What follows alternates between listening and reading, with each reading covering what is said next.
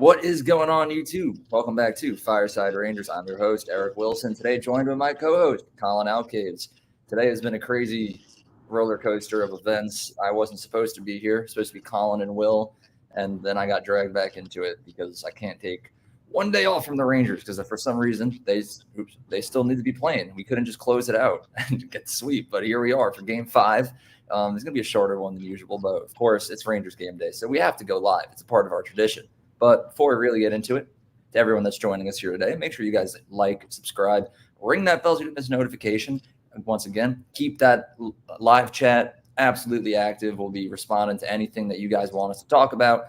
And lastly, be sure to follow us on all of our social media platforms at Fireside Rangers for constant updates throughout the game and a bunch of cool stats and news and all that good stuff over there on any other occasion. But to those of you joining us, welcome. I hope you're all having a phenomenal day, and let's get right into this. We got Jeff here. Rangers need to step it up big time if they want to close up the Canes tonight. And then Roger says it ends tonight. Colin, welcome. How are you doing today, and how are you feeling ahead of Game 5? I'm good. I can't complain. Every day that the Rangers play is a good day. Obviously, if they were taking a couple of days off to get ready for the next round, I wouldn't complain. But I'm excited to see the boys back in action tonight. I think Roger's right. I think it ends tonight. I think it has to end tonight. I think that, a loss is good for them. I would have liked to have seen them win, obviously, but I think a loss is good. It's humbling. It kind of reminds them that they're not unbeatable, and that little bit of adversity might just be what they need. I'd hate to see this thing go back to Carolina and back in Raleigh. I'm confident about the series, but I don't want to be like Sharks fans in 2014, where I bet you they thought they were A-OK, and next thing you know, the Kings are going on to win the Cup. So I'm optimistic, but I'm still hesitant and nervous. Yeah, I mean, let's be honest. The Rangers were never going to go 16-0. As much as I would have enjoyed to watch a sweep, our second series in a row, they had to lose at some point, and like you said, kind of reminds them that they're not unbeatable. They're going to take losses, but again, 7-1, it's not a bad record at all. The Rangers started 1994 7-1, so to me, I wasn't really that upset after the loss. Obviously, I would have liked to see it happen, but if we really trust the 1994 coincidences, then the Rangers should close it out tonight and advance to the Eastern Conference Finals. But again, we got to get there first. I think it's fine that we lost one, but we absolutely cannot go back to Carolina for Game 6. We've given them a sliver of hope right now. If we lose tonight and heading into Carolina for Game 6, I think this becomes an entirely different series. Really imperative that the Rangers find a way to win. I will say, I see Chris here said the Canes were lucky to get that win. They celebrated it like they won the Cup. They have doubt, and Rangers will be fine. I hope you're right. Obviously, I do. I don't really think the Canes were lucky to get the win, though. I think they played really well. They played just like a team that had their season on the line, and I'm sure they're going to come out swinging once again. So I wouldn't say they got lucky. I think every game in this series has been extremely close. I said it before, Game 4, the fact that the Rangers were up 3-0. It easily could have been 3-0 Carolina if just one or two goals went the other way. I wouldn't say that anything is lucky right now. I think the Rangers and the Hurricanes are both playing a pretty incredible series, and anything can happen heading into Game 5 tonight. We just got to make sure that everything goes our way. Stop them early. Make sure that the first period, the Rangers really clutch up. Don't let Carolina have any sort of momentum heading into the rest of the game. We got Jimmy here kind of made a point on it. Let us play great first period and finish them off. The first period is the most important one. If we can get out of that first period up with a lead, I think we can use that, carry that momentum moving forward and hopefully close it out. But I don't know, Colin, what's your biggest key to winning tonight? What needs to happen? I think that they just need to play a strong first. I think if you look at the game that they played the other night, it was exactly the shades of what we were talking about earlier in the series when we were referencing the Islanders game towards the end of the season and whatnot. Really poor first, and that's the difference maker. 3 goals in that first period when we're playing from behind. We make it a game, with some clutch plays. I know Lafreniere had another strong game. He hits one off the corner of the net, like that corner bar, and out. If that bounces in, it's a whole new game, but he still manages to bank one off the back of Freddie Anderson. And in the third, it's a 0-0 game, an unfortunate penalty, and they finally break through. I think it's just about coming out strong. I think as the game goes on, the Rangers get better and better. And that's great, but I think that they need to weather the storm in the first, and that's kind of what they've done. That's been their MO. The Hurricanes have scored first in every single game, and I don't love that. So I'd like to see them tonight kind of get on the board first here and play with the lead and maintain that lead. They've been very good at doing that, and I think the key to winning is just strong first. They have to come out and know that this team is playing with their heart on their sleeve, their lives on the line. And statistically speaking, when the Rangers get off to a hot start, they usually win the game. They don't get worse as the game goes on. So it's imperative that they come out strong tonight, like they're the team whose lives are on the line. Yeah. I will say, just because I think most of the people in the chat are in agreement while you were talking, I flashed a couple comments, including one from our boy Will, who couldn't be here tonight. Will, if you're still watching, make sure you drop your parlay in the chat just so we can acknowledge it. But the first period, easily the most important one. I know I did just say that Carolina, I would say, didn't really get lucky.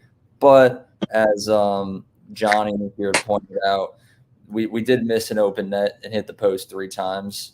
So, I mean, that's undeniable evidence right there. I still think it's just 2 great teams, and you can never really doubt them or count them out.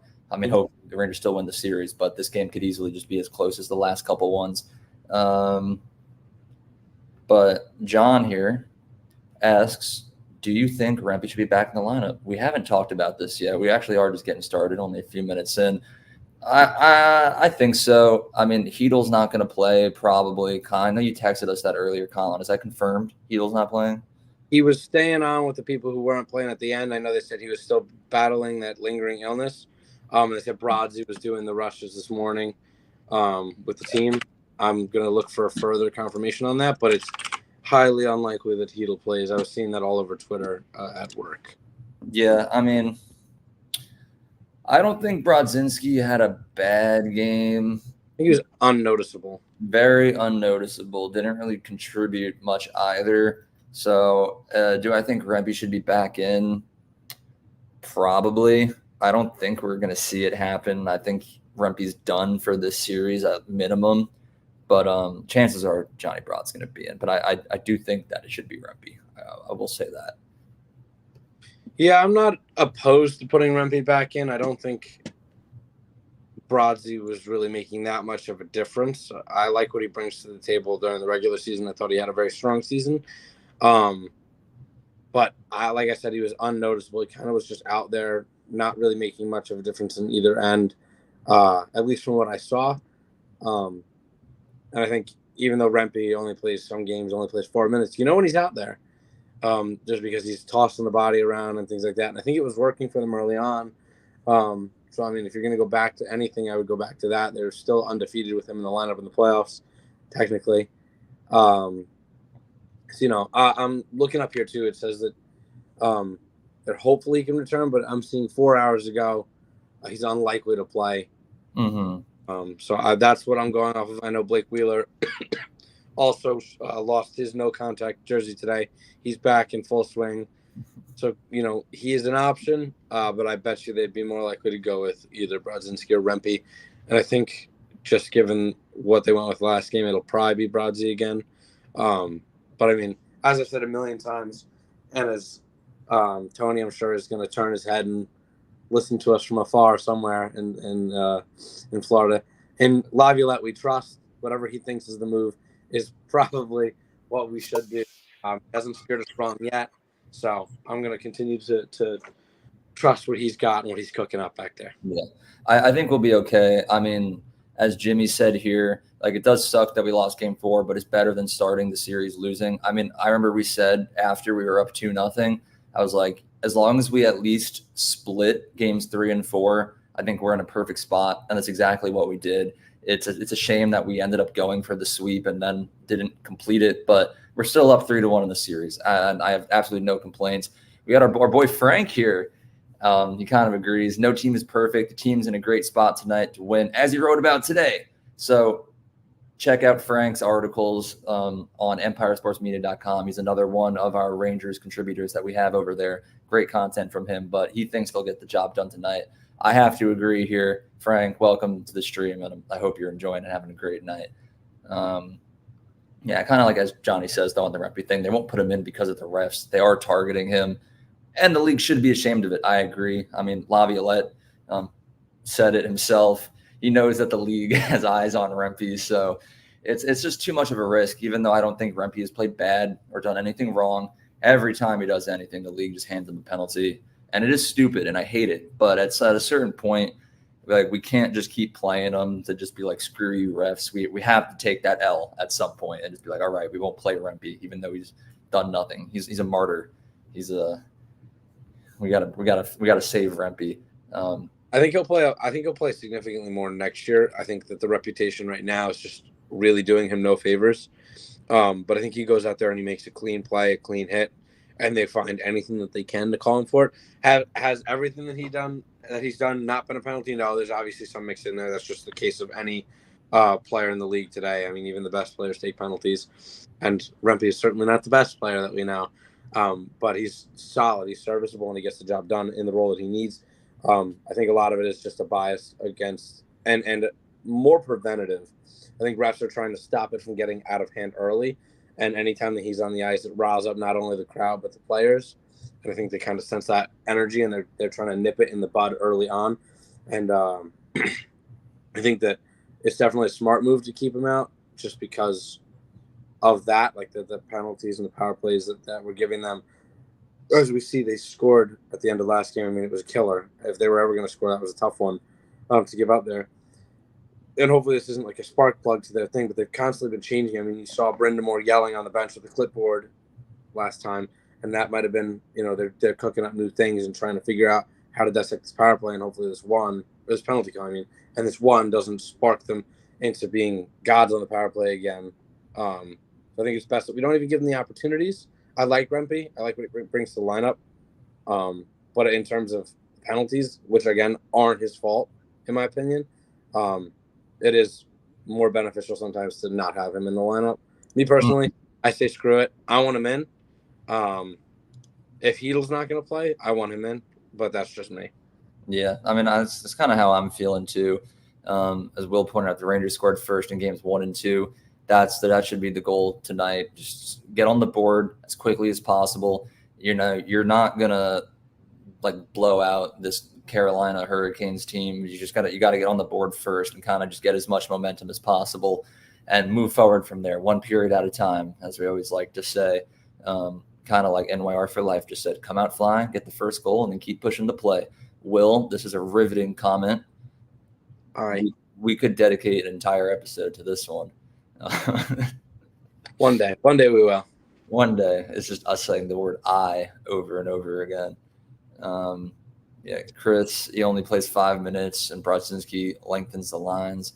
And no, that is a valid point. Rempe doesn't play that often, but it's really just because of the penalties. So we're going off that one game. I know prior to that he doesn't get a ton of ice time, but I don't know. I like what he brings to the lineup. I think Brodsky was there, but if you told me that he played last night or 2 nights ago, had I not covered the Rangers as extensively as we do, had you told me he played 2 nights ago, I would have said you're lying. I would have said you're full of it. He didn't play because you couldn't tell when he was out there. I feel like that's kind of the case with Brodzinski. Sometimes he either plays very, very well or he's completely invisible. And then there's a couple of games in there that he likes to mix in where he plays like absolute dog shit. So obviously he didn't play and cost us the game, but I wouldn't say he did us any favors in keeping it close either. Yeah. I don't know. Now that I know that Blake Wheeler is an option, he might not be the best option, but I would absolutely love to see him play just because he provides great content on this channel because I get angry.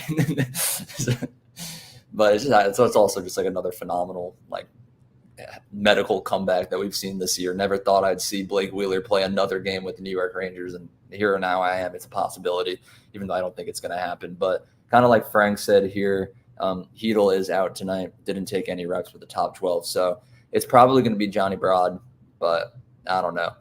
NYR for life asks, do we know who the starting goaltender is for Carolina? Anderson looks shaky to him. I don't believe it's confirmed. I would assume that it's going to be Anderson, though.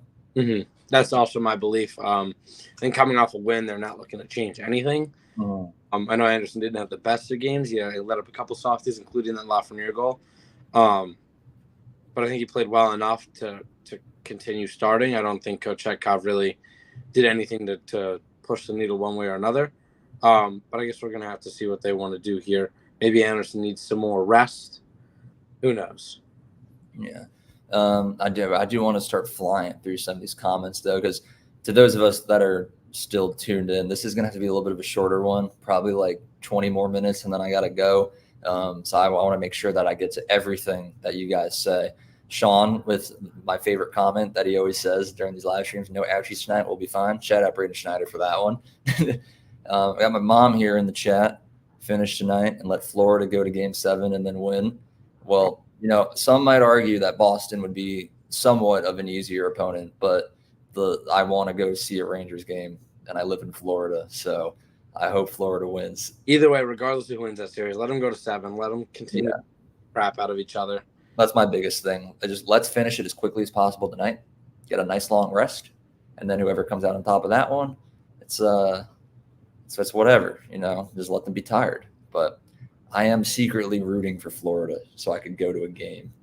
But we'll see. I know they might be a little bit of a harder opponent than Boston, but don't tell anyone that. It's a secret.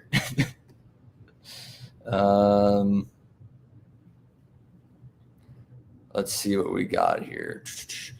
Yeah, almost don't want to say, but it feels like a necessary loss. Got to be careful of cruise control in the series and going forward. I agree. Like I said at the very beginning of the stream, we were never going to go 16-0. Like no one's ever done it. It's not going to be us right now. We're good, but we're not that good. So I'm happy that if we're going to take a loss, it happened when we were up 3-0 in the series, not in a Game 7. I guess we would lose one by then anyway.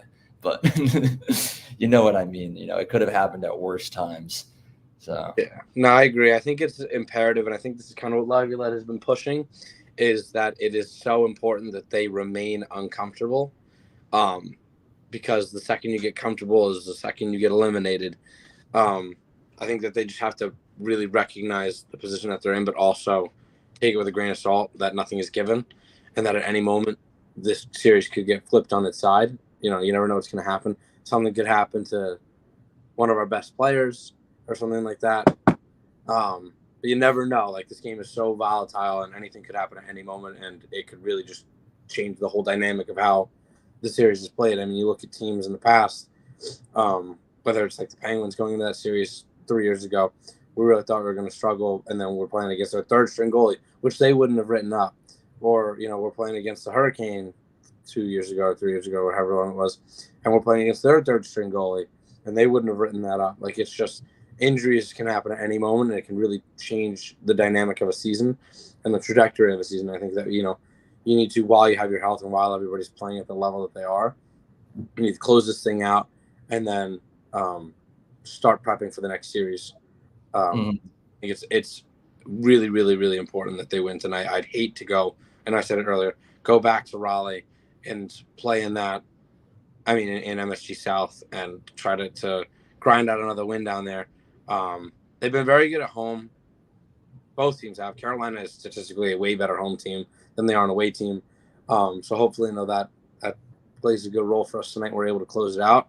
But I don't know. If it was to go to 6, I'd definitely be freaking out. I'm already kind of nervous about this one. But that's just the nervous Nelly and me nitpicking everything. Yeah. But yeah, no, I think that we're good. I think we'll close it out tonight, and that's all I'll say on that. Knock on that wood, boy. Thank you. But I know we made it a talking point earlier. Our boy Frank did confirm Anderson was first off the ice for the Canes, so it's going to be him. But here's an interesting one that we got right here. Looks like when we were talking about who should fill in for Hedel, there was a big calling for Adam Edstrom. A lot of people in the chat really think it should be him. Before we even dive into it, I just got to say, Johnny Wheeler is horrible. I know. If you ever are in the mood for a laugh, scroll back in our videos to when Wheeler was still healthy and find one that we made about him and just watch me lose my mind like every single time. Colin was always a big Wheeler defender, but I was not. I was a big hater. It's a real hater. I think Wheeler was solid for a bottom six guy. He was not a first line player, and then injuries. I agree with that. Yeah. Capo Caco didn't work out on the first line, and all of a sudden Wheeler, who were like, "Hey, you're going to play bottom 6 minutes. It's going to be great. You're going to love it." Then they were like, "Hey, welcome back to the top six. Hell, take a first line spot. You're going to do great." No, he's not built for the first line. He's not built for the top six. At this point in his career, he's just a bottom six guy who can provide a little bit of offense on a good defensive line. Perhaps. I think he'd slot in really well on that third line. Do I want to see him on that third line tonight? Absolutely not. Just because he hasn't played any meaningful hockey in a while. And I know Hedl did it, but Hedl's 24. Yeah. 30-something, 35, 36, 36. He's like 38, something like that. That's something that if Frank is still watching, he'll fact check us immediately. How old is Blake Wheeler? He's got to be in his upper 30s. 37. 37. Yeah. So I don't know how good his if he can bounce back as well as Hedl can. I love what he brings to the locker room. I'll say I will die on that hill forever and always. I think he's a great locker room guy. He's extremely vocal. Nothing was more fire than him banging on the boards in that Panarin between the legs tip in Game 3. He's right there with the team, and I think it's important to have guys like that in the lineup at all times, or even if they're not in the lineup, in the locker room. Guys like Quick, guys with that veteran presence and leadership, guys who have been there, done that, and know what to say to get the boys riled up, and I think he does just that. Mm-hmm. As far as Edstrom goes, though, I would probably lean towards no, because I like Edstrom. I think the best way to describe him is like kind of similar to Rempe, but with much better skating ability. But, at least Rempe has a decent amount of NHL experience right now. Edstrom has only played in like one, if not like 2 or 3 games. So throwing him in on the fourth line in a playoff game, I would probably lean towards no. I would love to see him next season be like a full-time player. If Wheeler leaves or someone in the bottom 6 is no longer a Ranger, I'd love to see Edstrom because that kid is a future with the team. And I do believe in that fully. But that's just my take on it. I don't know how you feel, Colin. I agree with that. I think that, there's a lot of players who kind of came up this year and showed some promise. I think Edstrom was one of them. Obviously, Brodzinski came and made himself a household name. He was just supposed to be an AHL guy. Now he's earned himself an NHL contract. Rempe is, another big one. You got guys like Connor Mackey coming up and saving the season with a big fight at a low point in the season. We talked about it for a while, how that was the fight that changed the trajectory of the season. There's a bunch of Adam Ruzicka is another one that kind of came up out of nowhere and played well. I don't know if he can be considered a prospect. I'm not sure how old he is. And that's just the beginning of what's to come. There's still so many guys who have yet to make a name for themselves. We saw a bit of Othman. So I think it's important that, we still have our superstars, but you have these young guys who can come in and play. And I think Edstrom is just next in line to be one of those role players who can definitely fill a spot in the NHL, especially if he continues to progress the way that he has. I think he's done a very good job so far. And for his size, he moves incredibly well. You said it yourself. So I think that, he definitely has a shot with this team going forward. Yeah. I agree with what Frank said. Brodzinski is the safest bet. Most experience with the team. I would say, although he didn't really contribute much in Game 4, I wouldn't really say he caused any problems either. So I just think for the most all around best option, I'm going to go with Brodzinski for tonight at least. And then moving forward, we'll see about Edstrom maybe. But we'll see. Jay asks, thoughts on Trouba? I don't know if this was true. I saw it on Twitter that Jacob Trouba has been on the ice for all of Carolina's last 7 goals in this series. Someone fact check me. Because if it's true, I'm going to be mind blown. I would believe that. I think Trouba's. I would believe it. That's the only reason I'm entertaining it as a topic of discussion because it's very realistic. I think he's been god awful. Absolutely atrocious. I called for it at the beginning of the last live stream. I believe it was Game 2, I think, because I didn't do a live stream for Game 3 with you guys.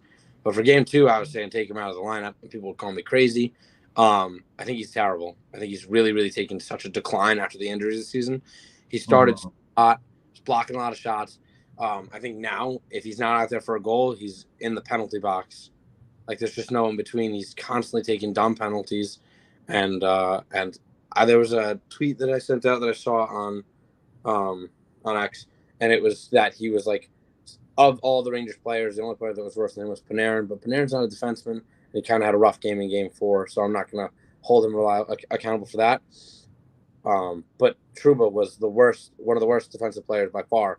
And for a guy that you're paying $8 million, he's supposed to be a really good defenseman, to be the second worst player on your team in terms of defense, behind the only player worse than you is a forward who's known for not having the best defense. I think that's alarming. It's astounding. I think that Zach Jones could come in and do a better job. I think Chad Ruble could come in and do a better job. Yeah, he was on for all 4 last game. Terrible. He's just been bad. He's done it, and he's done nothing to correct it. He's arguably gotten worse since he said, I'm not playing good hockey right now. I get he's the captain. I understand it. It's hard to scratch the captain, but I think just to send a message to him and to everybody, nobody's safe. We want to win this damn thing. And you could be the guy president of the United States, and we're putting you on the bench if it means that we're winning the games. You know what I mean? Like, it doesn't matter who you are. You got an A, a C, a nobody. Nobody's safe at any point. You play bad hockey, you don't get to play. It's that simple. Do it. He wants to continue to be out there for goals against, play bad games, and then on top of it, take penalties and make our penalty killers work harder. Then you can go and play the next game from the press box. That's. But yeah, I mean, this guy is pretty angry about it so far. This Trouba's been playing really bad, man. I'll take Zach Jones. I also will say, as much as I hate Trouba's play, he is another one of those guys he's a leader. I mean, I have no complaints about him as captain. It's just captain. As a hockey player, though, he's not been performing. So, like, the big thing is your captain doesn't always need to be your best player, and I think that's evident in this case. He's arguably our worst player.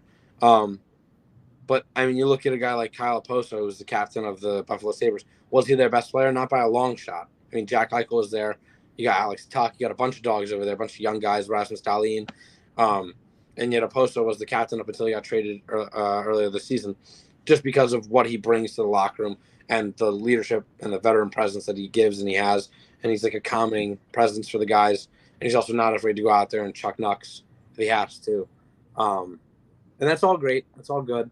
But if you're going to be playing like butthole, then, you don't have a spot in the. And that's the reality of it. Like, you could still be a good captain, but you got to figure out the game. And I think as the captain, I don't think he would be crushed if they said you can't play, just because he realized. I think you could show him his stat line. I mean, he knows. He has to know, right? He has to know. So, like, I think as a captain, he would kind of be like, hey, if this is what's best for the team. I think he's a big team guy. I just think he's not a great player. I would be more than happy letting him continue to give motivational speeches in the locker room in between periods. And he can have his nice three-piece on, talking to the boys. Three-piece suit, looking good. He's a good-looking guy. Can't deny that.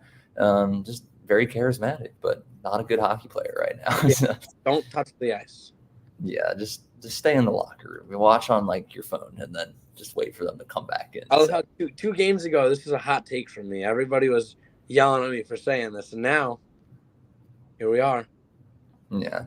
Got my Uncle Ricky's in here. Let's go Rangers. Rangers, your Uncle Ricky's a man of class. Yeah, I'm happy that you're tuning in. Hope you're doing good. Let's see what we got here. John says it's going to be a Johnny Brodzinski breakout game. I mean, I hate to break it to you, but I guess you can break out at any age. I was going to say he's not really like young. He's like an old like guy, and wherever he's at right now, I think is going to be what he's at for the rest of his career. One John to another, he's passing his luck on. Yeah, we'll see. Maybe he's going to have the Johnny Brodzinski legacy game is ahead of us. That would be legend. Hence the name legacy game. Yeah, no, that would be huge and a welcome thought, and I'm here for it. Mm-hmm.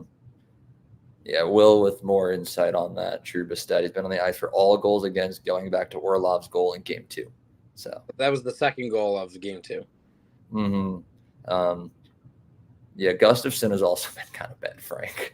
Like I like Zach Jones too. I think he grew phenomenally this year in the time that he was in, and I loved him. And Gustafsson, Well, I would say he's gotten better since like that weird stretch he was on where he was just like horrible. I still like Jones. If it was up to me, if I was the coach or the GM, I'd be making the call down to the coach and be like, "Hey, don't care, Weedle and Jones, that's your third pair," because that third pair has just been abysmal. I think the reason you're looking at Kendra Miller, right? It's a tale of two players. Kendra Miller with Trouba, not that good. Not his fault, but not that good. You split them up. You say, Kendra Miller, you're free. Go play hockey. Play with another guy who's been relegated with a bum next to him. And guess what? They're playing some of the best hockey of their career.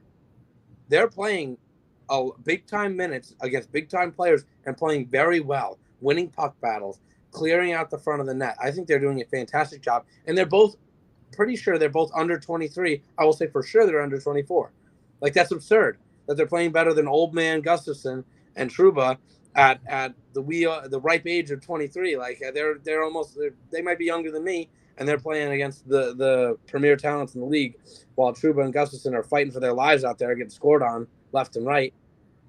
I think that I was going to get on Gustafson Trouba. I really think it's a Trouba problem. I think anywhere he goes, It's a problem. It drags him down big time. Yeah, I do need to just address really quick because Blake Wheeler is in the chat on his burner account. Trouba's charismatic, sounds like a caveman. Wheeler, I think that you're just jealous because you used to be a captain and you had that taken away from you, and now you're mad about it because you're bad.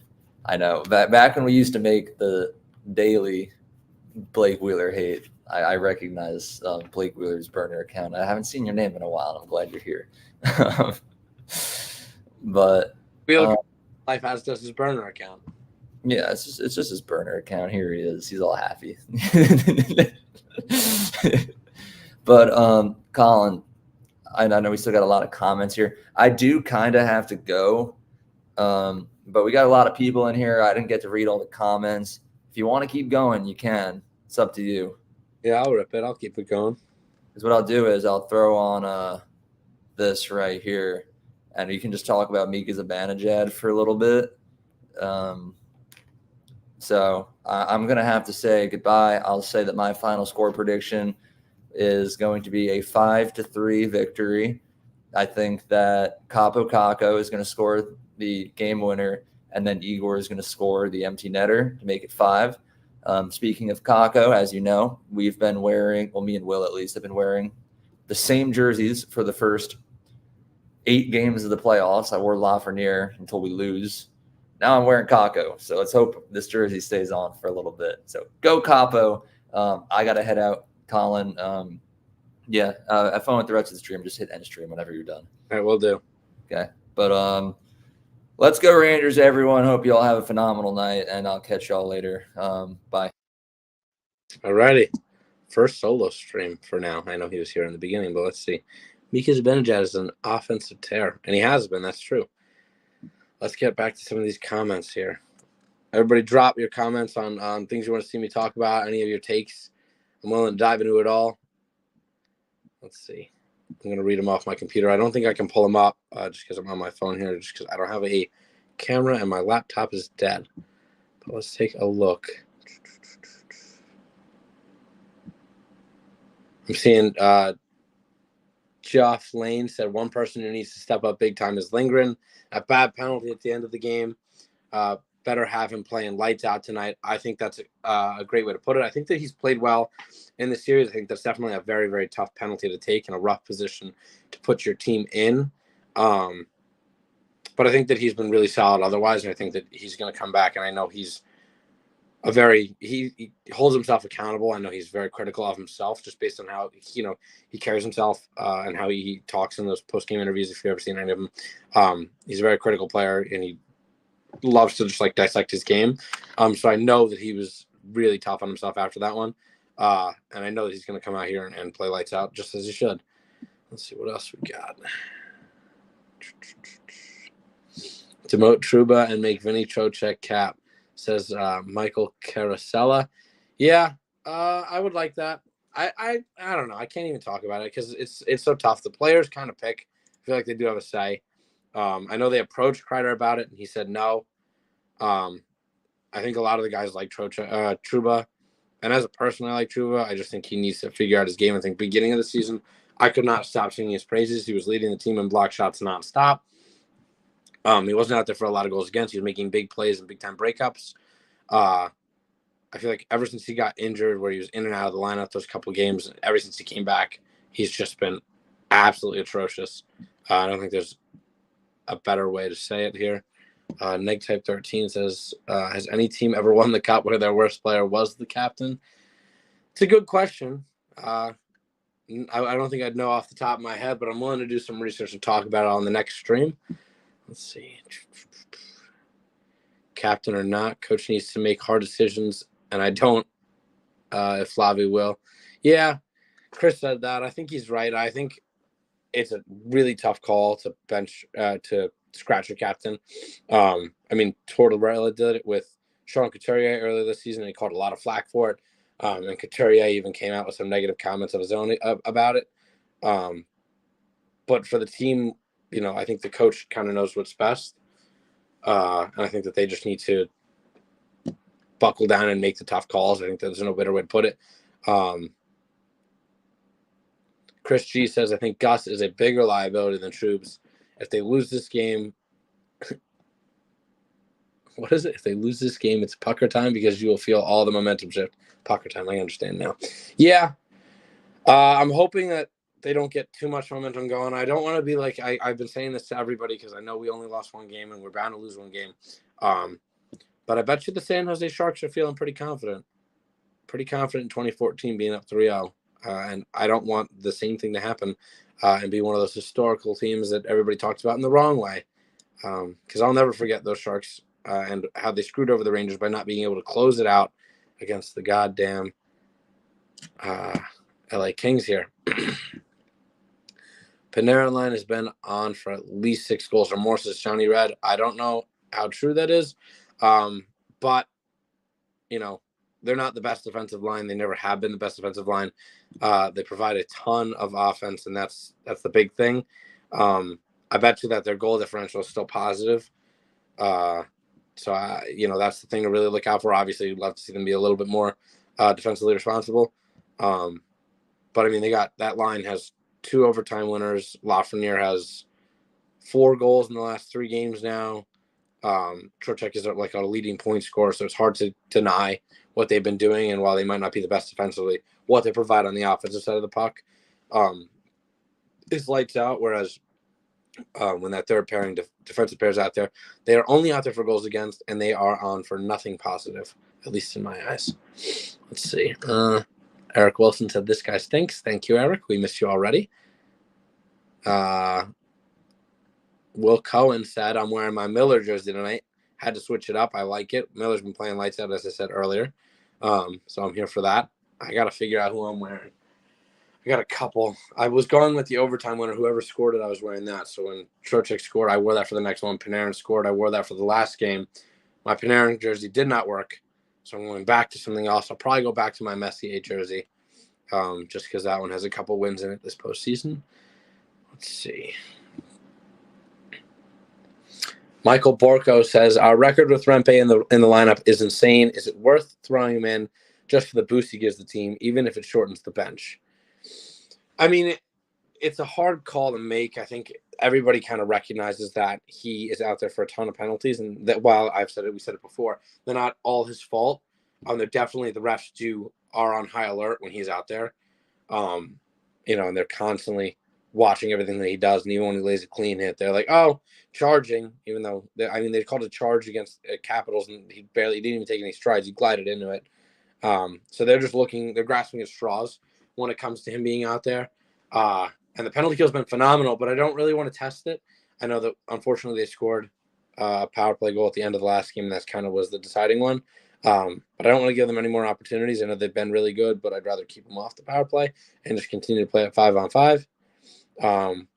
But I'm excited to see what they do. I mean, it's great that they have options, because in years past, it was like they just didn't have the depth that they do right now. And I'm not saying Rempe is like the all-time great depth player, but he's solid. He does a good job when he's out there. I think obviously he doesn't play a whole lot, just because there's some minutes that you can't afford to give really your bottom six, and the whole bench kind of gets shortened once it gets into those clutch time minutes. But yeah, I think that he'll go with Brodsey, unfortunately. I mean, in terms of for Rempe, it's unfortunate.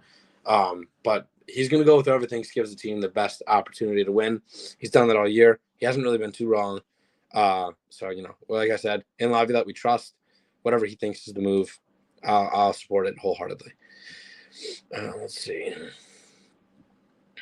Will said that lingering penalty at the end of the game wasn't even a penalty. His stick tapped the top of the boot. Unfortunately, when a stick makes contact with the boot, that's a trip. If he falls, I'd have to go back and watch it. I was pretty drunk when it happened. I remember it thinking that's a tough one. But I'd have to go and really analyze it. I haven't gotten a chance to sit down and just review that. Yeah, I'm interested to see how that actually looks. Let's see. And he said he's off to watch the pregame show. No overtime tonight. 3 a.m. finished in regulation is bad enough for us. I agree. No overtime. Let's finish this thing in regulation. Let's go Rangers. Let's see. Stibbin says, agree. Rempe should be in for the home games just for the value he rides with the crowd and pumps with the team. He does get MSG bumping. I will say that. His likability, especially as a fan, very few people have ever heard their name chanted at the Garden, and Rempe is in that group of people, which is crazy to think. But he does rile up the fans, and he definitely has the support of all of New York behind him. Or at least all the good fans, not the Islanders, but all the good New York fans, the smart ones. Let's see. Josh says, dream lineup if we move on. Same top 6, couldn't agree more. Kakko, Hedel, Wheeler, Goudreau, Wemberg, Cooley. I like it. It's tough. I like Wemberg at the 3C. I think Wemberg and Kakko is just absolutely lethal defensively. I think they're getting more opportunities. Unfortunately, neither of those guys have any finishing ability whatsoever. As we saw in the last game, Wemberg missed the empty net, and Kakko really struggles. But Eric's wearing the jersey tonight, so legacy game from Kakko incoming. I'd like to see Wheeler get back in the lineup in the bottom 6. I just don't think there's a spot for him. Barring injury, I think he's probably done. But I guess we'll see. Lingman is the Terminator. He will come up and score tonight, says Jimmy R. Hopefully, man. Hopefully, we can put that in the parlay at the end of the stream here. I am going to wrap it up probably in the next 10 minutes, just so I can go and eat some dinner prior to the game. I got to get my pregame jitters out, set up shop here. I got my Rangers goal horn going, set up the Bluetooth for my speaker so that when they score, we can do the chant and whatnot, as everybody should be doing from their couches. Let's see. Random Aussie said, hello from Australia. We got to go out there and close this series up. Could not agree more. Feeling a strong game. Obviously, after a loss, the Rangers are pretty good this year. It took them a long time to lose back-to-backs, knock on wood. But I think that Laviolette's going to have this team roaring and ready. They need a good response tonight. I think they're going to be there for that. I think that I don't think they played a bad game. I think the first period was bad, but I think they showed a lot of heart, and they came back, which was big. Tying that game up was crazy, going how it was. So, the fact that they made it a game in the third, I think that's massive. I think that just continues to show that this team has no quit, as the hashtag that they love to pump out says. But they really have turned that into their mantra and made it their own. I think that they will come out in this next game. I'm not going to guarantee a win, but I guarantee you that they will be playing with a lot more intensity, and they're not going to let up, in that first period. I think they really recognize that they need to play strong first. I think that the first 5 minutes was brutal. Scoring in the first 2 minutes was tough, just because it takes all the wind out of your sails off the rip. So I think that, Laviolette will have this team prepped and ready for what is to come. Let's see. Michael Carasella said he wore his Messier to game 2. We're all going to remember that one. That is true. I think I was also wearing my Messier jersey for game 2. So good to bring it back out here. It's got a lot of good juice in it. Eric says, in Kakko we trust. Let's see. Frankie B says, Canes are better when game isn't disrupted by penalties. Just saying. I hear you. I think the Rangers do play a very strong game. We have looked better on their power play than they have. and it does kind of disrupt their 5-on-5. But, instead of giving them the penalties, let's just draw some. We'll still disrupt their game with penalties, and we'll get the power plays. I'm here for that. Let's see. Eric with some big news here. He's paid off the refs to give Panarin a penalty shot at 11:38 of the second period. So everybody make sure that you bet Panarin anytime goal in the second period. If you can bet specific times, I'm pretty sure you can't. But some apps are weird. You can bet time periods. Go ahead and do that. Will says it was more of a toe pick than a trip. Like I said, I have to go back and watch it. I believe you. But, anytime the stick makes contact with the boot, they're going to call it. That's just how the refs are. Let's see. Chris said, Shesty going to be pissed about last game and shut everyone down. I certainly hope so.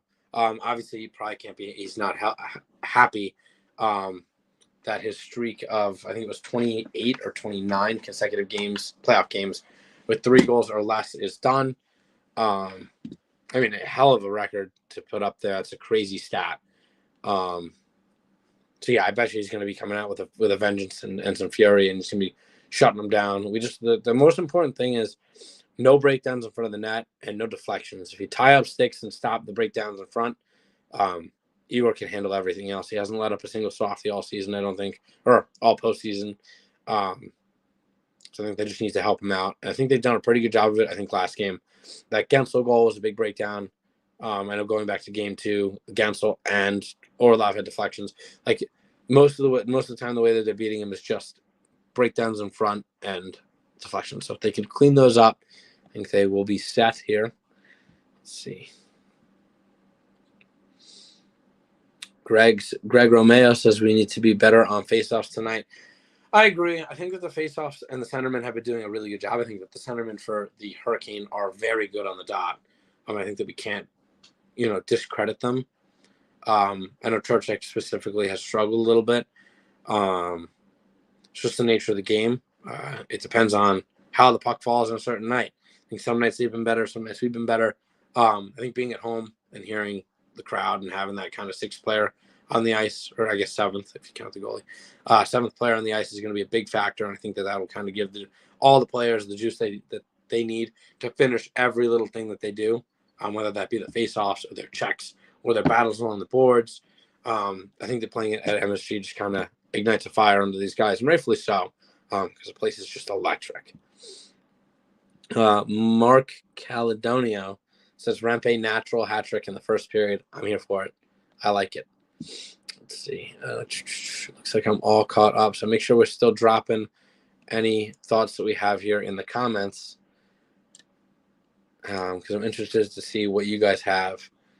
Chris said New York Rangers great on faceoffs this year, but Stahl may be one of the best. Seems he takes all faceoffs. Jordan Stahl is an extremely, extremely underrated player. There's 2 guys on that team that I don't feel like get talked about enough, and it's Stahl and Teravainen.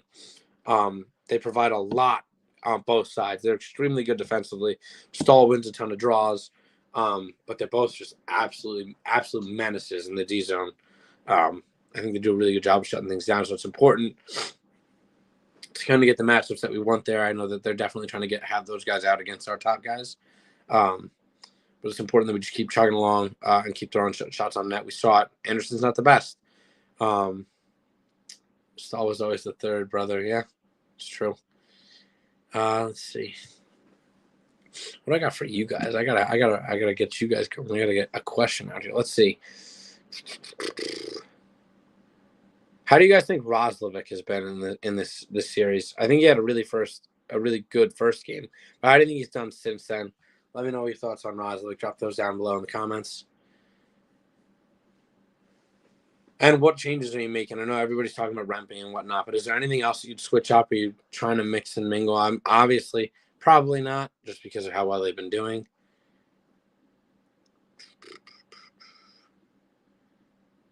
I see why Rick doesn't do the solo streams. They're tough to do just because there isn't another person to bounce thoughts off here.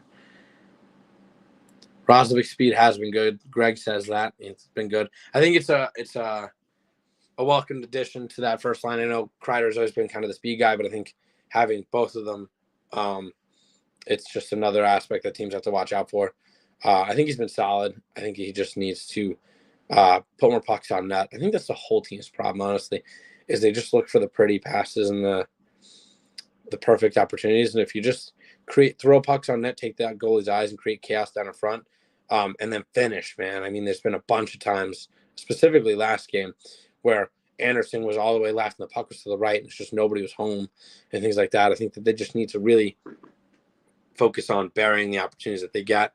Another shout out to Wemberg for missing that empty net, things like that. I mean, Loff hit the top corner, nice shot, inch down, we're good. Little things. But I'm not blaming any of these guys. I think they just need to get kind of into those dirty areas a little bit more and be willing to kind of fight for it, just to tip those ones in or to clean up the garbage. I know Trocheck's been really good at that, but we need more of that. I'd love to see more from Kreider. I feel like Kreider last season, he was our best postseason performer. And this season, he has a couple goals, but I feel like he hasn't been the force that he usually is. Mika's kind of carrying that first line a little bit, which is weird to think going into the playoffs he wasn't our best player. He's been lights out, as the thing on the bottom says. Mika isn't an offensive tear. But I'd love to see Kreider step up a little bit more here and catch a couple. Let's see. Jimmy says, do you think Trouba will step up this game or step up his game tonight? Boy, I certainly hope so, man. It can't get much worse. Cannot get much worse. I think that he just needs to go back to the basics, what's been working. I think he's trying to do too much. He just needs to focus on making his passes and playing good in the zone, man. Just not getting lost. I feel like a lot of the times him or Gustafson, they get lost on the wrong people. They just get caught puck watching. It's been a couple times. So I think it's important that he just keeps his head on a swivel and just buckles down a little bit. Let's see. Chris says Roslovic's been good since the last two of the regular through the playoffs. I think Mika and Kreids changed their game a little to fit with Roz. I think that's true. I think that they definitely both have had to adapt.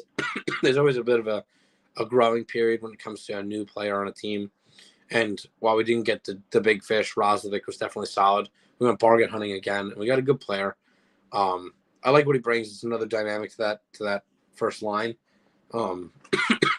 I just think he needs to use that speed and a little bit of his size and start cutting to the net. But that's my big take on him. I think he's been solid. He's really good at beating guys to the outside. I think he just needs to cut to the middle a little bit more as opposed to taking it behind. Yeah, Chris just said it too. Instead of always dumping, Ross is gaining his own speed. That's true. That's true. He does really help with the zone entries. Let's see. Mark said, Panera Bread took one shot last game. Best scorer takes one shot is no bueno. That's true. You need your stars to be stars. You need him to put it on net. I think all season his bread and butter, no pun intended, has been chucking shots on net. I think that's why he has the most goals he's had, the most assists he's had. It's just because he's been so multifaceted. I think he needs to get the pucks on net. And they've been doing a really good job at kind of shutting him down to the best of their ability, just because they know that the offensive threat that he is. But then, guys like Troch need to step up. Guys like Love need to step up. And I think they both have done a good job of doing that. Mark said Lafayette is going to get looks. Hopefully he converts. I agree with that. I think we just were going over that. Lafayette he's been absolutely electric these last three. I'd love to see it keep going here. Mark also said Wemberg's looking like a better signing than Ross. I could not agree more. I like the Wemberg deal. I like Rossi. I'm not crapping on him at all. I think he does a good for what he is. But I think Wemberg and that center depth, especially in the bottom six, and his defensive presence is huge. I think if he was, somebody said it earlier, I think it might have been Tony, tweeted it. If Wemberg could just finish on his chances, he would be a star in this league. Not a superstar, but a star. I think right now he's just a middling six guy. He had that one breakout year for the Blue Jackets early on. And since then, he's been just a role player. He's good, but he's not the best. He hasn't reached his full potential, I don't think. If he could just convert on these chances, we'd be talking about him in a whole new light. Greg said, is the lineup out yet? I'm not too sure. I'd imagine it'll be out in a little bit once they're done with the warm-ups here.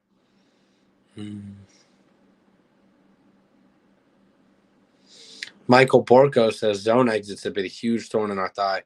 I guess half of Carolina's goals have come off failed D-zone clears. I'd love to see that improve tonight. Specifically last game, I think that's a huge talking point. I think failed clears and pucks that were kept in led to really, really high scoring chances. And a lot of the goals in that first period. So I think that is big. I think that being able to execute the exits and just making sure that if you're going to just chuck that puck, that you throw it with a little bit of height and get that thing out. I know there was one where the guy jumped up, caught it, put it down. And next thing you know, puck's in the back of the net. Mark agrees. Let's see. New York Mike 8 says Trouba and Miller. Could not disagree more. I think Miller's been playing some of the best hockey of his young career. I think Trouba does nothing but set him back. And same with Gustafson to Schneider, honestly.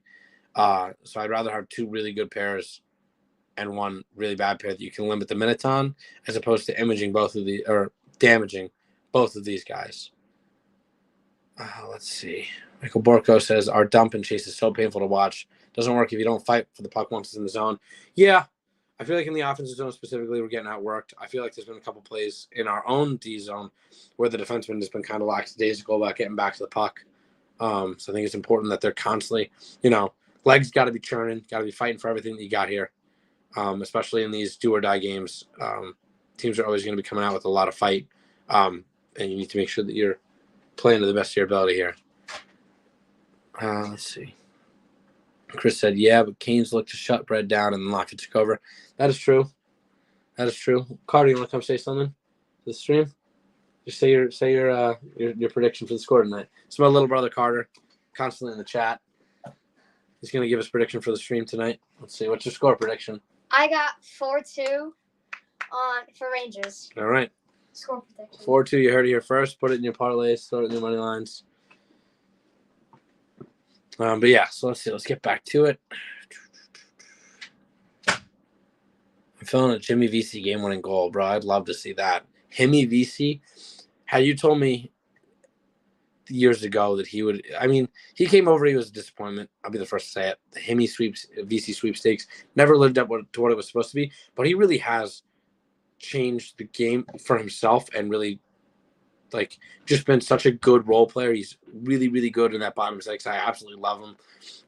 It's crazy to think that teams kind of passed up on him in that role, and that the Rangers were able to get him at such a bargain. Chris here says Wemberg is the new Strome, can't hit the open net. Don't want to talk about that. I hate Ryan Strome, and there's a couple goals that we can talk about here. But I'm not putting Wemberg in the same category yet.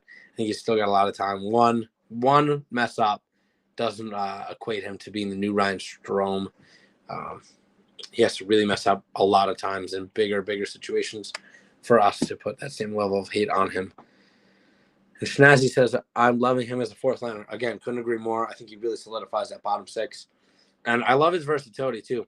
I think in the middle of the season, we were struggling, and they kind of tossed him up on the first line. And he was, at points, one of the best skaters. I thought that there was points where he was battling harder than Mika, battling harder than Kreider. And I think you love to have that type of player, that one who's always pushing himself and kind of putting his heart on his, playing with his heart on his sleeve, putting his life on the line and just chucking his body around like it's nothing for the sake of the team. I think he does a really good job of that. And he also is not afraid to get gritty and chippy. I know there was a game a couple of games ago. Him and Cook Niemi were going at it, and he challenged him to a fight, which you love to see. Yeah, Chris just said it. VC is showing more grit. Couldn't agree more. I think that you need those kind of guys. They're essential to your lineup. When I was younger, when I first started watching hockey, I never understood why the team didn't just get a bunch of superstars and just go and run it. Obviously, outside of the cap space, if they get it done. We saw it last year. Doesn't work. You need forecheckers. Love Tarasenko. Love Kane. But it wasn't good for what the team needed. They needed guys who were going to go down, and guys like Dominic Moore, perfect guy. Brian Boyle, role players, guys who are going to go out there. They're going to score big-time goals, but they're also going to be really, really solid at just tiring the other team out and being defensively responsible. And I think that VC is another great example of a player like that, one of those glue guys that you need in the bottom six. Frankie B says Wemberg lights out better than Strome. Couldn't agree more. I think Wemberg is much better defensively, and the chances will come. I think he just needs to work on the converting. I think there's a lot of nerves. He hasn't really been in a position like this playing with the Blue Jackets and then with the Kraken. I know they had a little bit of a run last year, but it's been a long time since he was playing hockey on a team that really had a shot like the Rangers do this year.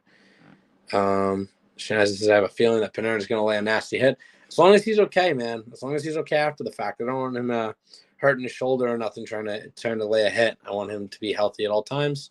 But I'm not opposed to seeing your stars also play with a little bit of grit and with the chip on their shoulder. Michael Borka says, I'm hoping for a game where we get scoring from all 4 lines. It's been either top 6 or bottom 6. That gets it done. We need all 4 lines rolling. I agree. Unfortunately, that's just the way it's been. I think that the Hurricane really do a good job of battling one or the other. But it's a welcome thought to see all 4 lines get it done. And that's the key to success here, obviously, is just depth. You need to have scoring from all 4. So I think that's huge. Chris says, reason why Troy didn't go after Jake. I don't know if he's looking for a reason for me or if he thinks that one of the things that we just talked about is the reason why he hasn't. But I will say the reason that I think is just because they were asking for too much. And looking at what we're doing now, obviously would love to have a guy like Jake Gensel in that top 6. It'd be nasty. But they can do without it. So we'll see. And then Patrick Miller says, nice to meet you, buddy. I'm hoping and praying that the Rangers win tonight. I agree, and I think that might be where I wrap it up here. I smell dinner upstairs, and I am hungry. So I'm going to look to wrap it up here. I just got to figure out how to do it because Eric told me how, but I don't see it. So I'm going to try something and see if it works. But that is all for now. I've never done the outro before, so here we go. Make sure – oh, boy, it's going to be rough. Make sure if you've liked what we're talking about here that you drop some comments down. After the fact, we always go back and we check. The live comments will disappear, but we'll still have a comment section there, and we do frequently go back and respond to those. So make sure that that you're leaving any thoughts down below on those. Make sure you drop your score predictions down in the comments right now. I'm going to agree with my brother, and I'm going to say that it's going to be a 4-2 win. I think it's going to be really, really, really close. I think we're going to get a clutch goal down the stretch. I think an empty netter. So yeah, that's it. That about wraps it up here. Make sure that if you are listening to us, you give us a 5-star review. You guys over a bunch of stuff. Follow us on the socials. That's a big one. What else did it say? I'll say Instagram, X, TikTok. I know we have one now. We're still working on the Facebook. Couple different things. Yeah, I think that about wraps it up. I'll do my best. Make sure if you like what you've heard tonight, drop a like down below. Make sure you tune in next time. Turn on those post notifications just because we are constantly pumping out content here, and we do like talking with all you guys all the time. And that about wraps it up. So thank you for tuning in. And as always, let's go Rangers.